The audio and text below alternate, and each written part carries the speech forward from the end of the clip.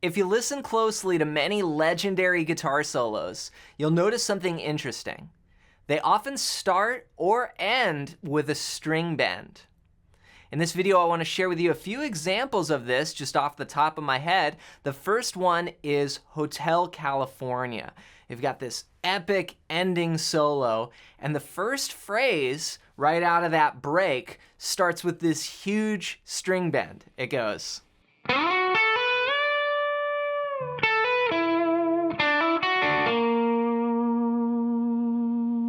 So you have this step and a half string bend, meaning 3 frets. So you've got the 12th fret on the second string, and you want to bend that all the way up to 1, 2, 3, 3 frets higher, which would be the 15th fret. So you want it to go sound like that note D. So it's B up to D. And this face-melting lick just kicks off that ending solo. Then you come down, then move down to this little B minor shape here, like a B minor pentatonic. And then this really cool note here, which is the third of the F sharp, which is the next chord. You could add a little vibrato. So that's the first example. The second one is Fire by Jimi Hendrix. And right after Hendrix sings, "Let me stand next to your fire, yeah baby," he goes into this screamin' blues bend up on the 15th fret of the second string. He kicks in an Octavia pedal and goes. And just that bend there from D up to E is a whole step. And then comes down to this note. And this sort of bend has a real fiery sound to it, and that matches the emotion of the song. And then, of course, not only musically, but literally, Jimi Hendrix's guitar was on fire at the Monterey Pop Festival. And it's just bending like this, and then, of course, stage antics like Jimi Hendrix did, playing guitar with his teeth and lighting his guitar on fire, made him a legend. Number 3 is Stairway to Heaven from Led Zeppelin. And this starts out with a real just kind of mid-range bend here on the 7th fret of the 3rd string. It just goes down like the A minor blues scale or pentatonic with one extra note. It goes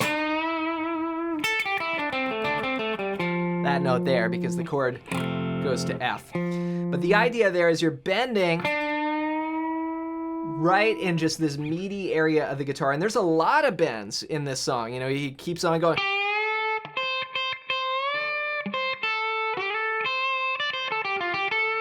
And then he moves up higher, right?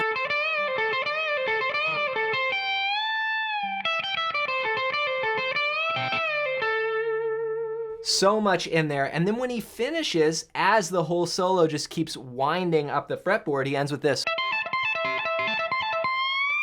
Bend on the 20th fret, first string, a whole step bend there. So yes, Stairway to Heaven both starts and ends with string bending.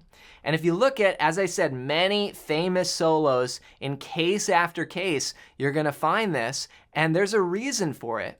Because string bending is one of the most expressive techniques you have available to you as a guitar player.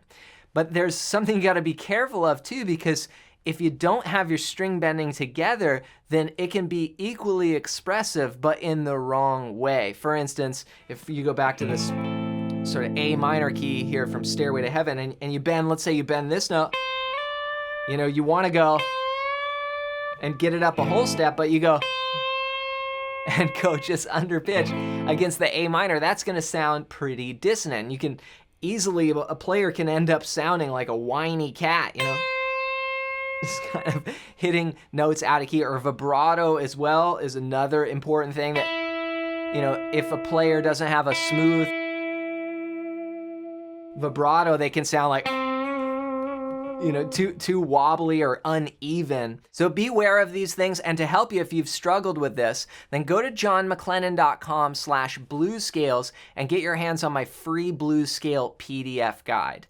As I said, bending, like if you're in A minor and you have, you know, this note you want to bend up, you want to make sure that you get it up to the note in the scale. And if you don't know how to do this anywhere on the neck, then go to johnmclennan.com/bluescales and download my free blues scale PDF guide. This is going to show you 5 patterns that unlock the neck, and it's completely for free.